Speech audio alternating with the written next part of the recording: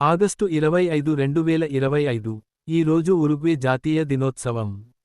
అంతర్జాతీయ వార్తల్లో ఉక్రెయిన్ గగనతల రక్షణ కోసం అదనంగా 3550 ఎక్స్టెండెడ్ రేంజ్ అటాక్ మ్యూనిషన్ క్షిపణులను అందించేందుకు అమెరికా అధ్యక్షుడు డొనాల్డ్ ట్రంప్ ఆమోదం తెలిపారు.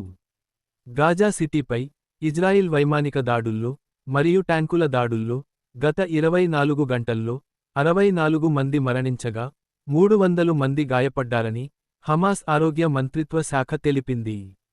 అలాగే ఉత్తర కొరియా 2 గగనతల రక్షణ క్షిపణులను పరీక్షించినట్లు ఆ దేశ అధికారిక వార్తా సంస్థ వెల్లడించింది.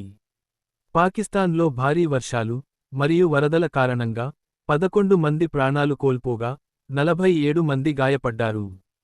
భారతదేశం నేతృత్వంలో ఏర్పడిన అంతర్జాతీయ వ్యాఘ్ర కూటమి IBCA-లో నేపాల్ అధికారికంగా చేరింది.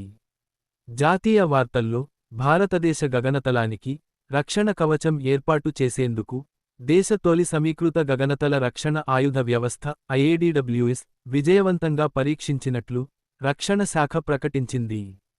గగన్యాన్ ప్రాజెక్టులో భాగంగా వ్యోమగాములను సురక్షితంగా తీసుకొని వచ్చే పారాచూట్ వ్యవస్థను పరీక్షించడానికి ఇస్రో నిర్వహించిన మొదటి సమీకృత ఎయిర్ డ్రాప్ పరీక్ష IADT-1 విజయవంతమైంది. ఢిల్లీలో ప్రారంభమైన అఖిల భారత స్పీకర్ల సదస్సులో కేంద్ర హోం మంత్రి Amit Shah central legislative assembly తొలి స్పీకర్ విఠల్ భాయ్ పటేల్ స్మారక తపాలా బిళ్లను ఆవిష్కరించారు. భారీ వర్షాల కారణంగా రాజస్థాన్లో 6 మృతి చెందారు. ఈ విద్యా సంవత్సరం నుంచి హెల్త్ కేర్ మరియు దాని అనుబంధ కోర్సులను దూర విద్య లేదా ఆన్లైన్ ద్వారా అందించడం నిలిపివేయాలని UGC ఆదేశాలు జారీ చేసింది.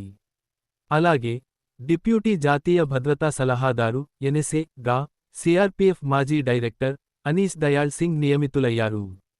రాష్ట్ర వార్తల్లో ఎరువుల లభ్యతపై ప్రభుత్వ ప్రధాన కార్యదర్శి DGPతో సహా వ్యవసాయ మరియు విజిలెన్స్ శాఖ అధికారులతో ముఖ్యమంత్రి సమావేశం నిర్వహించారు.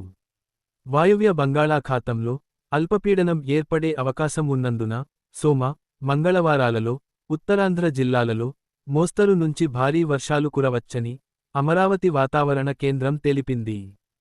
సుప్రీంకోర్టు ఆదేశాలతో వీధి కుక్కల నియంత్రణకు రాష్ట్ర ప్రభుత్వం మార్గదర్శకాలు జారీ చేసింది. మెగా DSCలో ఎంపికైన అభ్యర్థుల సర్టిఫికెట్ల పరిశీలన మంగళవారానికి వాయిదా పడింది. PPP విధానంలో శ్రీ పొట్టి శ్రీరాములు నెల్లూరు జిల్లాలోని దగదర్తి మరియు చిత్తూరు జిల్లాలోని కుప్పంలో విమానాశ్రయాలను నిర్మించేందుకు రాష్ట్ర ప్రభుత్వం ఉత్తర్వులు జారీ చేసింది.